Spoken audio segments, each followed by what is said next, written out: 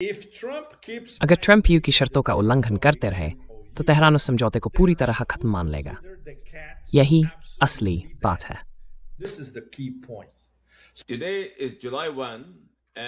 आज 1 जुलाई है और आज मेरे साथ है मेरे प्रिय दोस्त और सहयोगी पेपे एस्कोबार और मेरे दूसरे दोस्त और सहयोगी जिनके पास CIA में 5 साल का अनुभव है।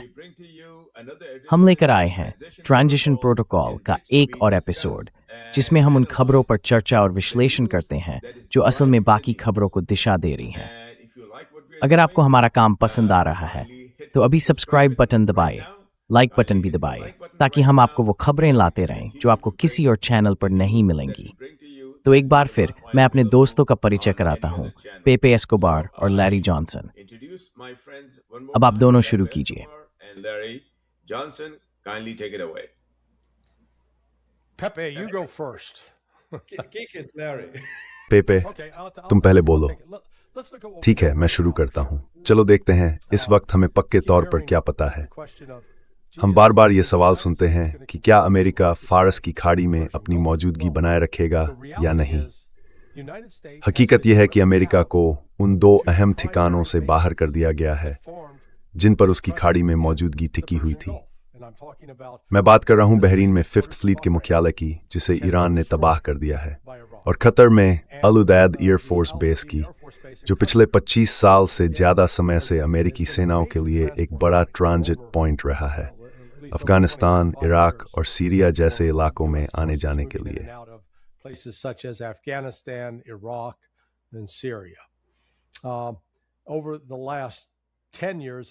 पिछले 10 सालों से या शायद उससे भी ज़्यादा समय से अल उदैद में, जिसे कॉम्बाइंड एयर ऑपरेशंस सेंटर कहा जाता है यानी CAOC, वो मौजूद था। ये CAOC 2 बहुत महंगे रडार सिस्टम्स के साथ मिलकर काम करता था। इनमें से एक की कीमत $1 अरब से ज़्यादा थी और दूसरा करीब $400 मिलियन का था। इन रडार सिस्टम्स की मदद से अमेरिका भारत तक, दक्षिण में डिएगो गार्सिया तक, उत्तर में रूस के ब्लैक सी तट तक और पश्चिम में साइप्रस तक पूरे क्षेत्र में हवाई गतिविधियों पर नजर रख सकता था। लेकिन अब वो रडार सिस्टम्स नष्ट कर दिए गए और खुद CAOC पर भी हमला हुआ। नतीजा ये हुआ कि अमेरिका ने कतर में अपनी मौजूदगी खत्म कर दी है और CAOC को वापस दक्षिण कैरोलिना के एक एयरफोर्स बेस में स्थानांतरित कर दिया है।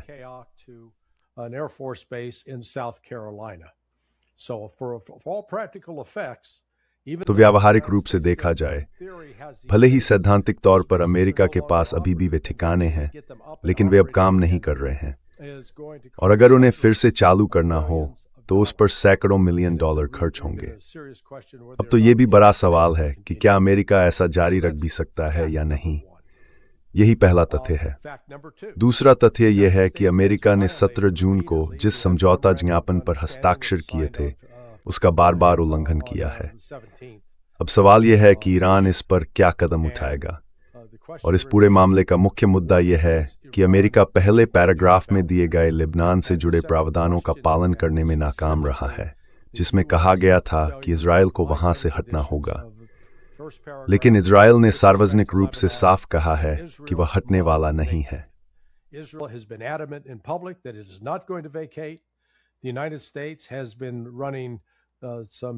अमेरिका कुछ दोहरे खेल खेल रहा है।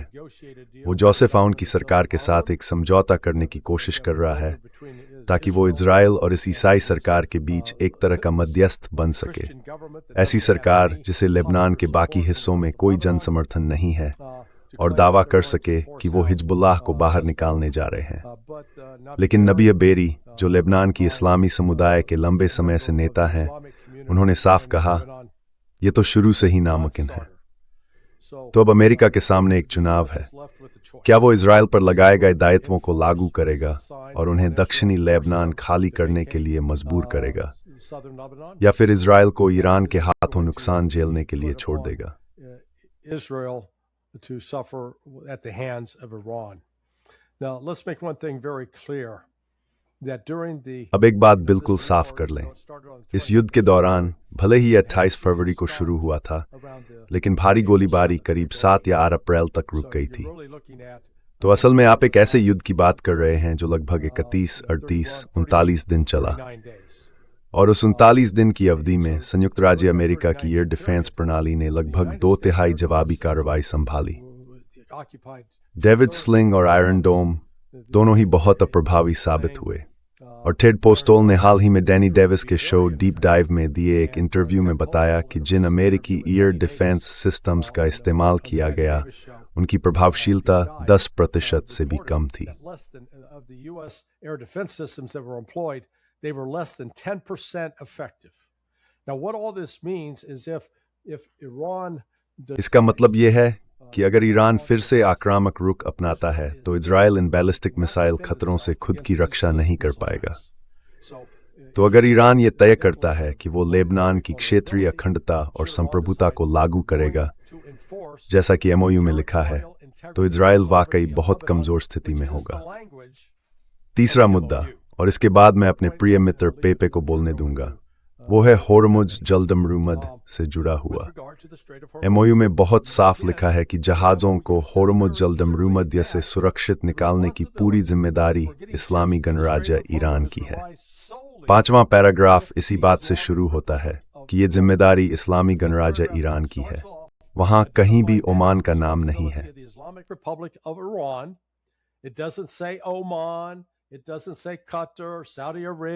इसमें कहीं भी कतर, सऊदी अरब, संयुक्त अरब अमीरात, संयुक्त राज्य अमेरिका, मार्शियन या ग्रे शुक्र का जिक्र नहीं है। इसमें बस एक ही बात कही गई है, ये ईरान है। और ईरान की व्यवस्था, जो पर्शियन गल्फ स्ट्रेट अथॉरिटी के प्रोटोकॉल के तहत बनी है, ये तय करती है कि जो भी जहाज वहां से गुजरना चाहता है उसे पहले उनके पास आवेदन देना होता है।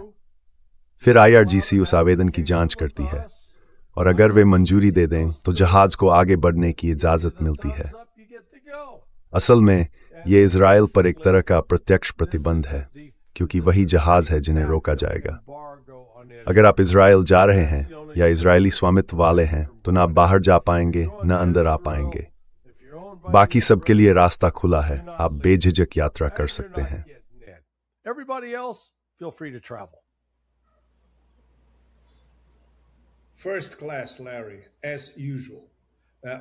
बहुत बढ़िया लैरी, हमेशा की तरह। अब जो मैं कहने जा रहा हूँ वो उस बड़ी तस्वीर को पूरा करेगा जो आपने हमारे लिए पेश की है।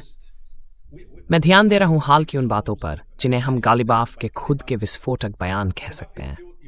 गालिबाफ अभी भी ईरान के मुख्य वार्ताकार हैं और अगले 9-10 दिनों के बाद भी वही रहेंगे। इन दिनों में ईरान का पूरा ध्यान मारे गए आयतुल्लाह खामेनी के अंतिम संस्कार से जुड़ी रस्मों और समारोहों पर रहेगा।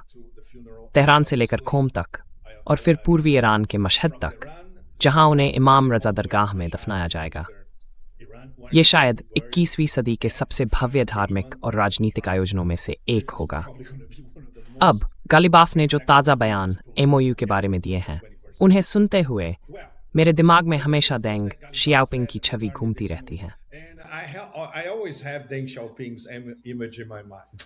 Doesn't matter if the cat is black or white, as long as the cat. बिल्ली काली हो या सफ़ेद, फर्क नहीं पड़ता जब तक वो चूहे पकड़ती है। तो हम कह सकते हैं कि देंग शियाओपिंग की ये बात आज की स्थिति पर भी लागू होती है। लेकिन सवाल ये है कि अब वो बिल्ली जिंदा है, मरी हुई है या कोमा में है। क्या वो अपनी मौजूदा हालत में कोई चूहा पकड़ भी सकती है?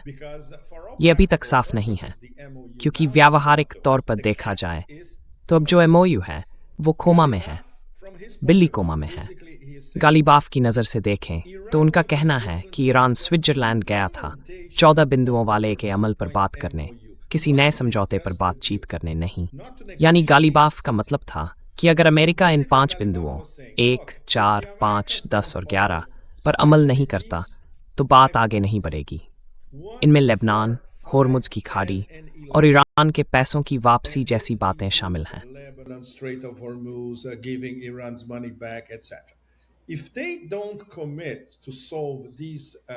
अगर वो इन 5 बिंदुओं को हल करने का वादा नहीं करते तो इस MOU को जारी रखना बेकार है।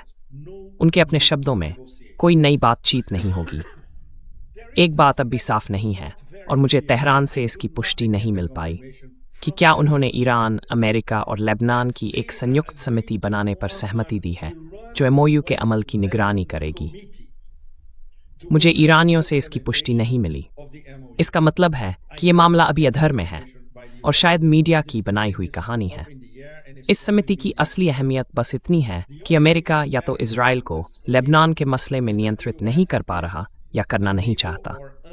ये तो हम पहले से जानते हैं। अब एक और अहम बात, नौसैनिक नाकाबंदी। फिलहाल नौसैनिक नाकाबंदी खत्म हो गई है, लेकिन ये कितने समय तक रहेगा ये हमें नहीं पता। is over. We don't know for how long. In these past few days, Iran exported 40 पिछले कुछ दिनों में ईरान ने 40 मिलियन बैरल तेल बेचा है, और वो भी उस कीमत से 20% ज्यादा पर जो 2 या 3 महीने पहले थी। But don't forget, तो ईरान के नज़रिए से सब ठीक है, लेकिन ये मत भूलिए ये सिर्फ 60 दिनों तक ही चलेगा। होर्मुज की खाड़ी से बिना शुल्क के आवाजाही सिर्फ 60 दिनों के लिए है। after that, उसके बाद वही होगा जिस पर ईरान और ओमान पहले से बात कर रहे हैं और जिसे लागू करने वाले हैं। and the और ओमानी पहले ही यूरोपियनों को बता चुके हैं कि अब एक ओमानी शुल्क लगेगा। बिल्कुल। तो अब हमारे पास ईरानी शुल्क भी होगा और ओमानी शुल्क भी। अब आप तय कीजिए आप किसके समुद्री क्षेत्र से गुजरना चाहते हैं, लेकिन आपको या तो IRGC नेवी को या फिर ओमान के सुल्तान को शुल्क देना ही पड़ेगा। ठीक है, to the ये बहुत बहुत अहम बात है। Okay. Very, very important. From Kalibaf once again.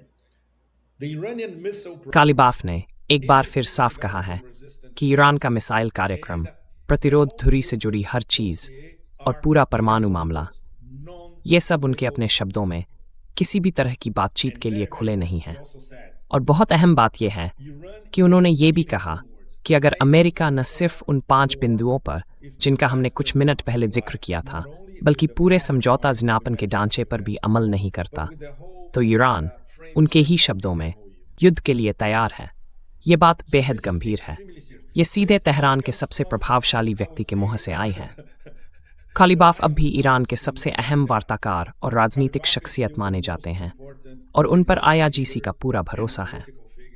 ये बात बहुत मायने रखती है क्योंकि IRGC और उदाहरण के तौर पर ईरान के विदेश मंत्री के बीच रिश्ते काफ़ी तनावपूर्ण हैं। and for instance, the Minister of Foreign Affairs in Iran is fractious, it's complicated.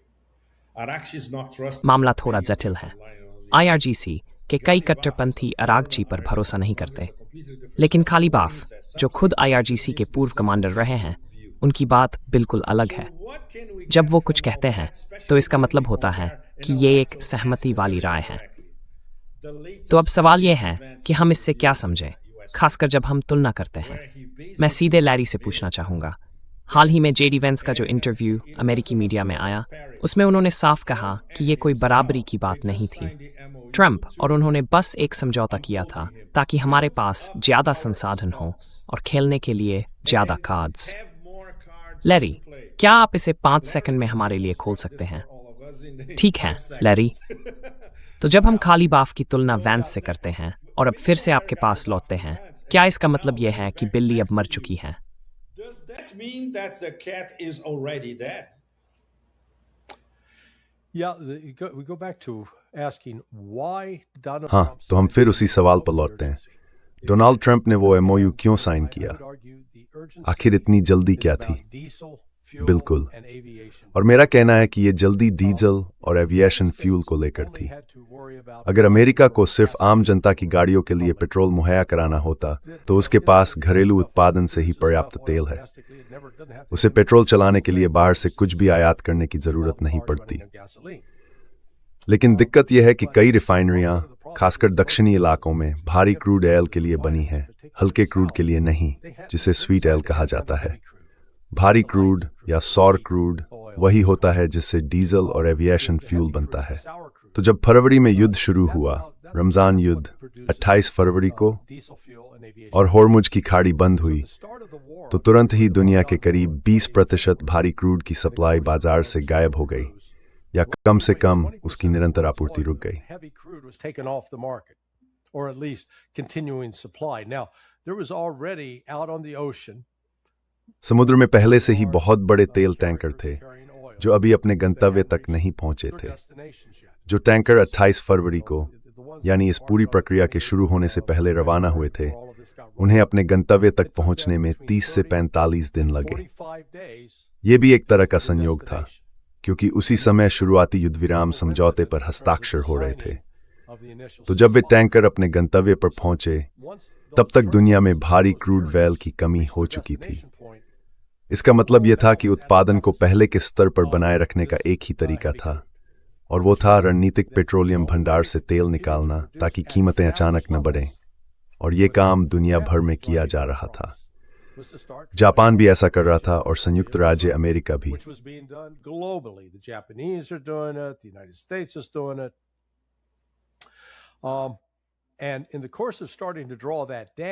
और जब हमने उस भंडार को घटाना शुरू किया, तो उसका मतलब यह था कि उन रिफाइनरियों के पास, और ये मैं बस एक बात के तौर पर कह रहा हूं, कहा जाता है कि एम्ब्रोस बियर्स, जो सिविल वॉर के वेटरन थे, उन्होंने कहा था, जंग भगवान का तरीका है अमेरिकियों को भूगोल सिखाने का। अब हम इसे थोड़ा बढ़ा सकते हैं। ये जंग सिर्फ अमेरिकियों को भूगोल नहीं सिखा रही, इसने मुझे भी बहुत कुछ सिखाया है, जैसे कि स्ट्रेटेजिक पेट्रोलियम रिजर्व्स के बारे में, तेल में मिडल डिस्टिलेट्स क्या होते हैं, और डीजल और एविएशन फ्यूल के बीच के संतुलन के बारे में। तो ट्रंप को जो बताया जा रहा था, लेकिन जिस पर उन्होंने अभी तक कोई ठोस कदम नहीं उठाया था, वो ये था कि अमेरिका के पास वो भारी क्रूड ऑयल कम पड़ रहा था, जो डीजल और एविएशन फ्यूल बनाने के लिए जरूरी होता है।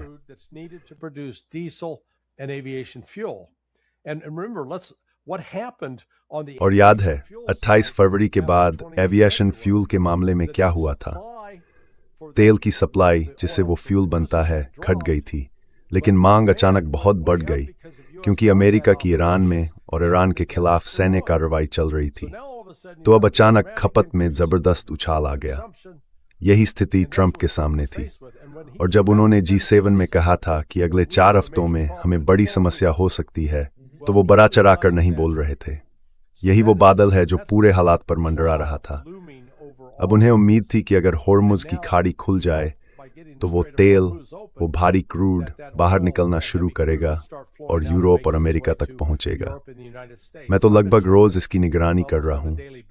हम अब इस 60 दिन की अवधि में 13 नहीं 14 दिन अंदर आ चुके हैं।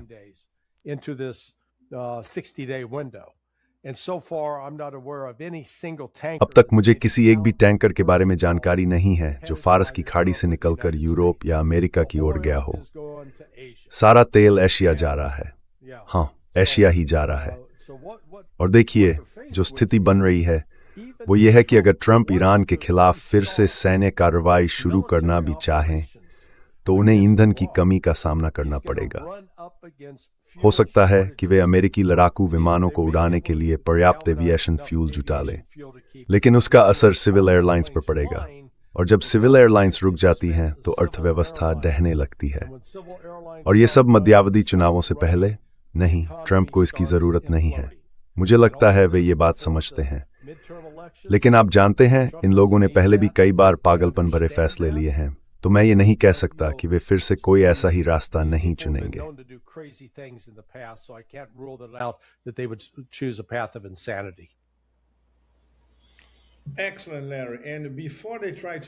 बहुत बढ़िया लैरी। और इससे पहले कि वो लोग कुछ पागलपन भरी हरकतें करने की कोशिश करें, जो कि जाहिर है करेंगे ही, मैं तुम्हारी उस बड़ी तस्वीर की तारीफ करना चाहता हूँ। वो तस्वीर जो पूरी तरह जुड़ी है रणनीतिक पेट्रोलियम भंडार के घटने से, और उस छोटे से मौके से जो ट्रंप और अमेरिकी सरकार के पास है इसे रोकने के लिए। और साफ तौर पर होर्मुज जलडमरूमध्य से तेल का पूरी तरह मुक्त प्रवाह इस तथाकथित रणनीति का एक अहम हिस्सा है, जिसे उन्होंने आखिरी वक्त पर खोज निकाला। खैर, ठीक है मिस्टर जी, अगर मैं गलत हूं तो सुधार दीजिए, क्योंकि मैं जल्दी से एक बात दोहरा लेना चाहता हूं कि बातचीत की मेज पर हमारे पास MOU और अगले कदमों को लेकर क्या स्थिति है।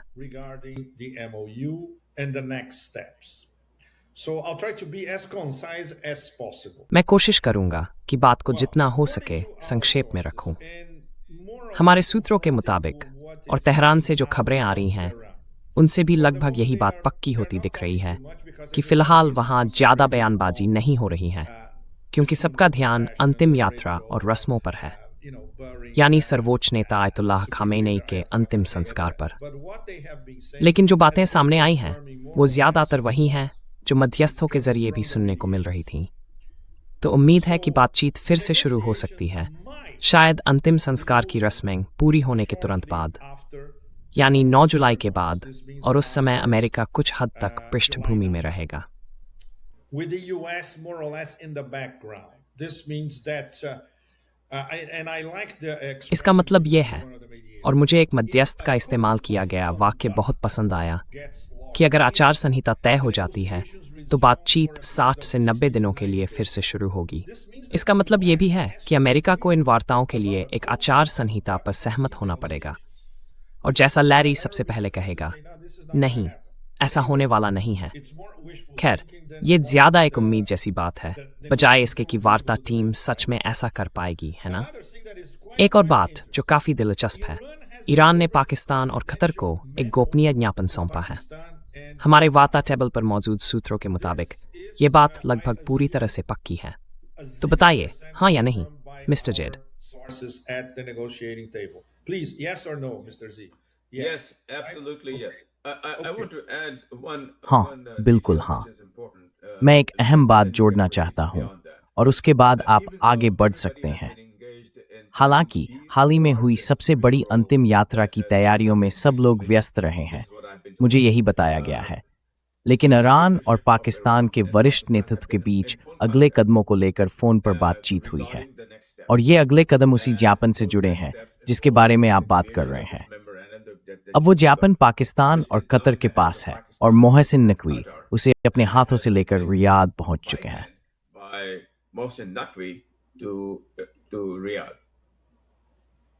Wait.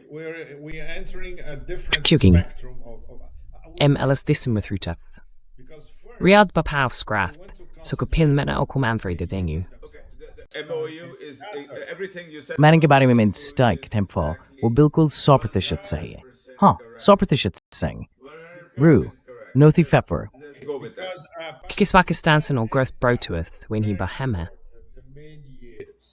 हाँ, Basically, what is being discussed among these असल में जो बात इन मध्यस्थों के बीच ईरान के साथ हो रही है, दोनों ही ईरान के साथ, वो ये है कि अगर ट्रंप एमओयू की शर्तों का उल्लंघन करते रहे तो तेहरान इसे पूरी तरह खत्म मान लेगा। यही असली मुद्दा है। इसका मतलब यह है कि अमेरिकी सरकार को इन सभी बिंदुओं का पालन करना होगा, जिनमें पहले 2 बिंदु और फिर 1, 4, 5, 7, 11 शामिल हैं। उन्हें अपनी प्रतिबद्धताओं पर अमल शुरू करना होगा और बातचीत के लिए आचार संहिता पर सहमत होना होगा। ईरान साफ कह रहा है, अगर ये सब नहीं होता तो मामला खत्म, अब और कोई बातचीत नहीं होगी। तो ये बहुत ही, मैं कहूँगा, बहुत ही सख्त रुख है। I would say very hardcore in terms. This is a heavy metal, in fact. Iran basically ये तो सचमुच बहुत गंभीर मामला है। ईरान असल में अमेरिका पर दबाव डाल रहा है कि आप इसे वर्साई में साइन करें। अगर आप इस पर टिके नहीं रहते या इसे तोड़ते हैं तो हम भी इसे तोड़ देंगे, क्योंकि अब सब कुछ दो तरफा है। यही तेहरान कह रहा है। 100%, बिल्कुल 100%। आप भी बताइए, बातचीत करने वालों के नजरिए से यही बात सही है ना? 100%। पाकिस्तान और कतर कह रहे हैं कि अंतिम संस्कार के बाद पूरा मामला फिर से खोला जा सकता है, बशर्ते आचार संहिता पर अमेरिकी सरकार से सहमति बन जाए। ये बहुत बड़ा अनुमान है, और लैरी, मुझे यकीन है कि लैरी भी इससे सहमत होंगे। और अगर हम वैंस का ताज़ा इंटरव्यू सुने तो साफ है कि वे इन वादों को पूरा करने में बिल्कुल दिलचस्पी नहीं रखते। into fulfilling these commitments. Anyway, Saudi Arabia. So now we're खैर, अब बात करते हैं सऊदी अरब की। तो आखिरकार हम सऊदी अरब पर आ ही गए। जो जानकारी आपको मध्यस्थों से मिली, उसके मुताबिक सऊदी अरब, कतर और ओमान पूरी तरह ईरान का समर्थन कर रहे हैं। तो बातचीत की मेज पर मौजूद लोगों से आपको क्या पक्का सबूत मिला कि सऊदी अरब पूरी तरह वही कर रहा है जो पाकिस्तान, कतर और ओमान थोड़ा पीछे रहकर कर रहे हैं? मतलब सिर्फ ईरान से बातचीत ही नहीं, बल्कि अमेरिकी सरकार को यह समझाने की कोशिश भी कि यह मामला कितना गंभीर है। यानी देखिए, बैठिए, आचार संहिता का पालन कीजिए और उस समझौता ज्ञापन को मत बिगाड़िए जिसे पूरा करने में हमने इतनी मेहनत की है। मिस्टर जेड, ये सवाल आपके लिए है। Mr. Z, for you, the question is for you. Yes, yes. And I can say this with हाँ हाँ, absolute और मैं ये पूरी यकीन के साथ कह सकता हूँ, जितना यकीन इस वक्त मैं रख सकता हूँ, right now. क्योंकि मैंने ये बात उस शख्स से सुनी है जो उस बैठक में मौजूद था, जो खुद उस प्रक्रिया में शामिल था। वो बातचीत का हिस्सा था और उसने मुझे करीब 1 घंटे पहले भरोसा दिलाया कि ये बात पक्की है कि रियाद पूरी तरह इसके पीछे है। और यही वजहों में से एक वजह है कि मोहसिन नकवी, जो एक भरोसेमंद प्रतिनिधि हैं, इस वक्त रियाद में हैं और रियाद अपनी पूरी ताकत लगा देगा ताकि ये कामयाब हो सके। And Riyadh will do everything within his power to make it work. Okay, what ठीक है, नकवी रियाद में असल में क्या लेकर जा रहे हैं? in practical terms? Naqvi is bringing to Riyadh Naqvi Riyadh ये संदेश लेकर जा रहे हैं कि ईरान समझौते को लागू करने ये तैयार है, बशर्ते उसे उकसाया न जाए। उनका शब्द है उकसाया। provoked. Their word is provoked. Exactly. It's what बिल्कुल, यही तो हम कुछ मिनट पहले बात कर रहे थे। अगर अमेरिकी अपने वादों पर कायम रहते हैं और उन सभी बिंदुओं को पूरी तरह लागू करते हैं, implementation of all those points. Yes, but I want to emphasize the word provoked. हाँ, लेकिन मैं उकसाया गया शब्द पर जोर देना चाहता हूँ, क्योंकि मुझे यही बताया गया था और मैंने इस पर बातचीत भी की थी। And I said, well, मैंने कहा, देखिए, उकसाया गया कोई कूटनीतिक भाषा नहीं है। तो उन्होंने कहा, इस संदर्भ में ये कूटनीतिक भाषा है, क्योंकि ईरान चाहता है कि ये समझौता आगे बढ़े। कतर भी चाहता है कि ये आगे बढ़े। सऊदी अरब भी यही चाहता है। वे इस बात की कानूनी बारीकियों में नहीं पड़ने वाले कि ये हुआ या नहीं हुआ। उन्हें पता है कि ट्रंप वही करेंगे जो ट्रंप हमेशा करते हैं, अपनी भड़ास निकालेंगे। मुझे ऐसे शब्द इस्तेमाल करना पसंद नहीं, लेकिन ट्रंप वही करेंगे जो ट्रंप करते हैं। तो वे ट्रंप के मुंह से निकलने वाली बकवास की परवाह नहीं करते। उन्हें ज्यादा चिंता जमीन पर होने वाली कार्रवाइयों की है। तो जब तक उन्हें धक्का नहीं दिया जाता, जब तक उन्हें उकसाया नहीं जाता, वे एमओयू का पालन करेंगे और रियाद उनका साथ देगा। by the MOU, and they will, and Riyadh will back them up. There's another important piece of information, Mr. एक और बहुत अहम जानकारी है, मिस्टर जेड, जिस पर मुझे 100% नहीं बल्कि पूरी तरह पक्की पुष्टि चाहिए। मध्यस्थों के मुताबिक ईरान और पाकिस्तान के बीच जो उच्च स्तरीय बातचीत चल रही थी, वो कल यानी 30 जून को खत्म हो गई। क्या ये सही है? They concluded ठीक है। yesterday, June 30th. Is that true? Correct. Absolutely. I sortin sem, sortit nling, remettish the sai. Vezat propose before aqui. Finished. 100% correct. 1000% correct. Take it to the bank. And You can obviously take that to the bank. they have a joint और जाहिर है उनके बीच अगले कदमों को लेकर एक साझा समझ बन चुकी है। okay. इस बात की गारंटी आप ले सकते हैं? And हाँ हाँ, once again, ठीक है, Naqshband, बहुत बढ़िया। okay, धन्यवाद। you explained और एक all बार that फिर he's doing. नक्शबी के बारे में आपने बहुत अच्छे से बताया कि नक्शबी रियाद में क्या कर रहा है। बहुत अच्छा। क्या कतर भी साथ है? 100% नहीं, 1000% नहीं, 1900% नहीं, 10 गुना ज्यादा। ये बहुत गोपनीय जानकारी है, 10 गुना ज्यादा। ठीक है, बिल्कुल सही, पूरी तरह से प्रतिबद्ध। Okay, so for तो फिलहाल मुझे लगता है कि इससे हमारे दर्शकों के लिए मंच तैयार हो गया है कि इस वक्त कैट के साथ क्या हो रहा है। what's happening to the cat? अब भी बेहोश सी हालत में है, जिंदा है, चारों तरफ देख रही है और कह रही है, मुझे कुछ पकड़ना है ना? अभी मरी नहीं है, लेकिन अब सब कुछ अमेरिकी अहंकार पर निर्भर करता है कि वे अब आगे क्या चाहते हैं। और मुझे लगता है लैरी ने हमें इसका सबसे अच्छा जवाब पहले ही दे दिया है। From now on. And I think Larry gave us already the best possible explanation.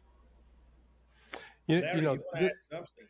अगर कोई देख या सुन रहा है जिसने कभी बंजी जंपिंग की हो, तो वो जानता होगा कि ये शुरुआत में बहुत अच्छा आइडिया लगता है।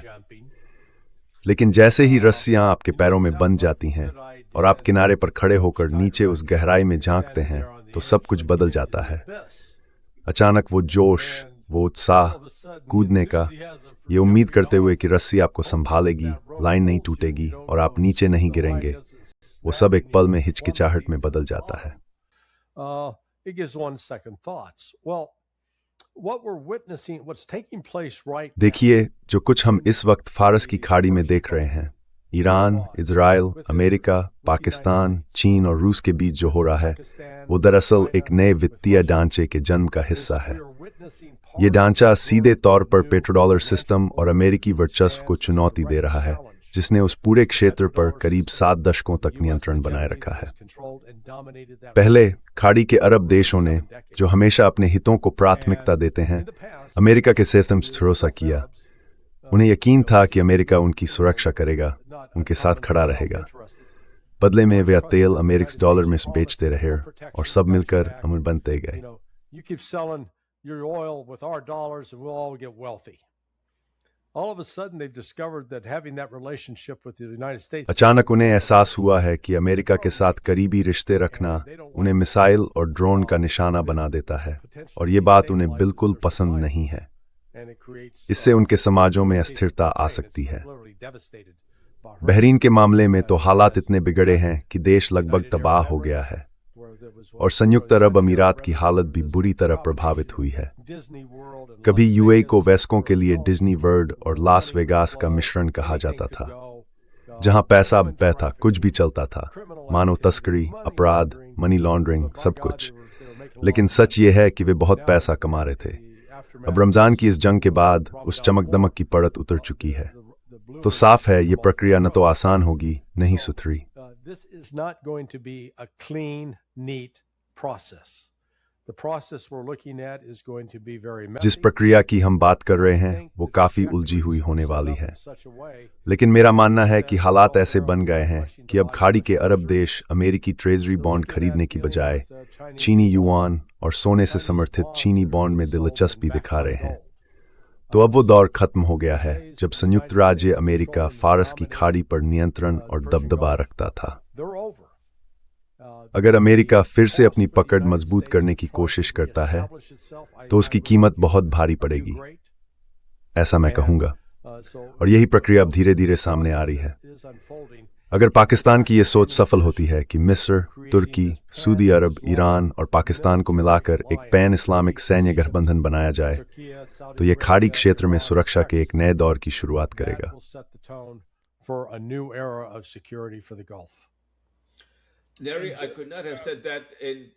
लैरी, इससे बेहतर मैं खुद नहीं कह सकता था। बीच में बोलने के लिए माफी चाहता हूँ। मुझे ये कहना ही था क्योंकि मैंने सैकड़ों घंटे की जानकारी सुनी है, और सच कहूँ तो लैरी, तुमने जो कहा उससे बेहतर शब्द मैं नहीं चुन पाता।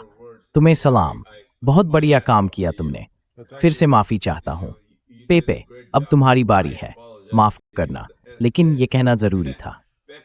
It is your turn. I'm sorry, but I had to say that. Just wrapping up, Larry outlined. अंत में बात समेटते हुए लैरी ने पूरी तस्वीर और इस पूरे मामले की बेहद गंभीर दांव की बात रखी, और इस पूरी प्रक्रिया में एक ऐतिहासिक विडंबना भी छिपी है। जब रूसियों ने 2021 के आखिर में अमेरिकियों को सुरक्षा की अविभाज्यता का प्रस्ताव दिया था, तो सिर्फ 2 महीने बाद SMO शुरू हुआ, जो रूस की प्रतिक्रिया थी डोनबास पर नाटो के संभावित ब्लिट्जक्रिग के खिलाफ। और ध्यान देने वाली बात यह है कि अमेरिका ने पुतिन द्वारा अमेरिका और नाटो को भेजे गए उन पत्रों का जवाब तक नहीं दिया। अब स्थिति यह है कि सुरक्षा की अविभाज्यता की बात सिर्फ यूरेशिया के उत्तरी हिस्से में नहीं, बल्कि उसके पश्चिमी हिस्से में भी उठ रही है, जिसमें ईरान जैसा उभरता हुआ शक्ति केंद्र शामिल है, और साथ ही वे क्षेत्र भी जो कभी अमेरिका के संरक्षण में माने जाते थे। Protected domains of the United States. So this is a historical irony, and it's one. तो ये एक ऐतिहासिक विडंबना है, और बात फिर से उसी पर आकर टिकती है, सुरक्षा की अविभाज्यता पर। अमेरिकियों ने जब रूस की बात थी तब ये बात नहीं समझी, और अब ईरान के मामले में उन्हें ये बात कठिन तरीके से समझ में आ रही है। उन्हें रणनीतिक हार झेलनी पड़ी, और अब ईरान कूटनीतिक रूप से आगे बढ़ रहा है, लेकिन असल में वो पूरे पश्चिम एशिया को ये संदेश दे रहा है, देखो, हमारी सुरक्षा ही तुम्हारी सुरक्षा है, और साफ है कि तुम्हारी सुरक्षा अमेरिकी महाशक्ति पर निर्भर नहीं हो सकती। तुमने खुद अपनी आंखों से देख लिया। तो ये इतिहास का पलटना है, एक बार फिर इतिहास का उलट जाना। Once again, history turning upside down. Well, I have one more request of. ठीक है, मेरे पास लैरी के लिए एक और अनुरोध है, क्योंकि उन्होंने अब तक की हमारी पूरी बातचीत का बहुत ही संक्षिप्त और शानदार सारांश दिया है। लैरी, आप कई सालों तक CIA में रहे हैं। आप लंबे समय से भू राजनीति के पर्यवेक्षक रहे हैं और हाल ही में आप हमारी टीम के एक बेहद मूल्यवान सदस्य रहे हैं जो लगातार जानकारी साझा करते रहे हैं। तो कृपया बताइए, आपके नजरिए से क्या ये दौर उस समय का संकेत है जब अमेरिकी वर्चस्व खत्म हो रहा है, और सिर्फ खत्म नहीं हो रहा बल्कि ब्रेटन वुड्स के बाद की जो वित्तीय व्यवस्था थी वो भी अब समाप्त हो रही है? क्या अब बस समय की बात है जब द्वितीय विश्व युद्ध के बाद बने अमेरिकी वर्चस्व के इस ढांचे को खाड़ी से बाहर निकाला नहीं जाएगा बल्कि घसीट कर बाहर किया जाएगा और एक नई विश्व व्यवस्था उभरेगी?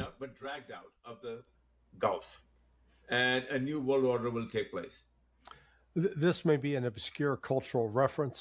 शायद ये थोड़ा अजीब सांस्कृतिक संदर्भ लगे, लेकिन जो कुछ अमेरिका के साथ हो रहा है वो कुछ वैसा ही है जैसे किसी स्पाइक ली की फिल्म का अंत। जिसने भी स्पाइक ली की फिल्में देखी हैं वो जानता है कि उनमें कोई बड़ा क्लाइमैक्स या धमाकेदार अंत नहीं होता।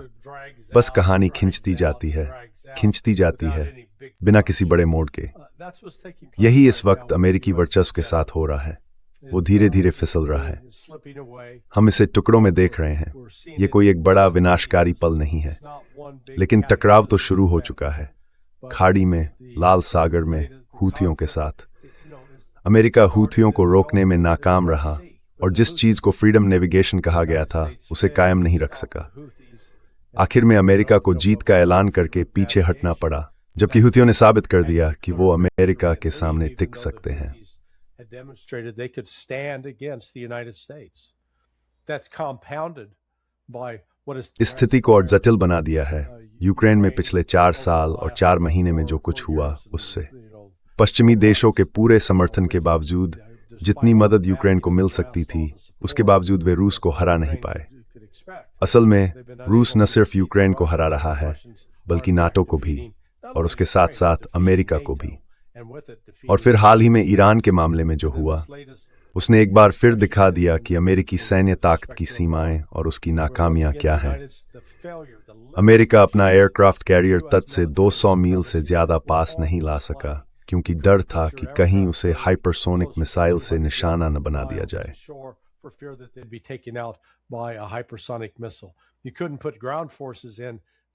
आप जमीनी सेनाएं नहीं भेज सकते थे क्योंकि उन्हें कहीं भी सुरक्षित ठहराने की जगह नहीं थी। और फिर हवाई ताकत की भी अपनी सीमाएं हैं। अमेरिका ऐसे मिसाइल इस्तेमाल कर रहा है जिन्हें वो दोबारा बना नहीं पा रहा।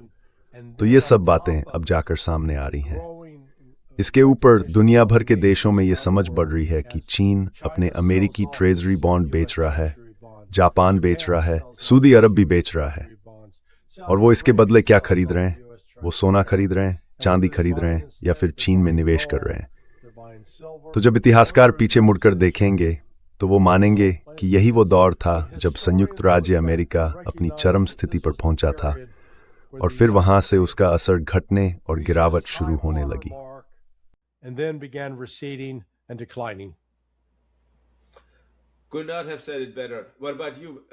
इससे बेहतर तो कहा ही नहीं जा सकता था। अब आप बताइए पेपे, आप तो दुनिया घूमते रहते हैं, लगातार वैश्विक घटनाओं पर नजर रखते हैं, खासकर उस हिस्से में। मैं आपसे अनुरोध करूंगा कि जो दारी ने कहा है उस पर थोड़ा और विस्तार से बात करें। मेरा मतलब है, मैं खुद इससे बेहतर नहीं कह सकता, लेकिन आप शायद इसमें कुछ और बातें जोड़ें, ऐसी बातें जो हमें दुनिया भर में देख रहे लोग जो अब 12 भाषाओं में देख रहे हैं, उनटू एथरी स्मॉलिंग।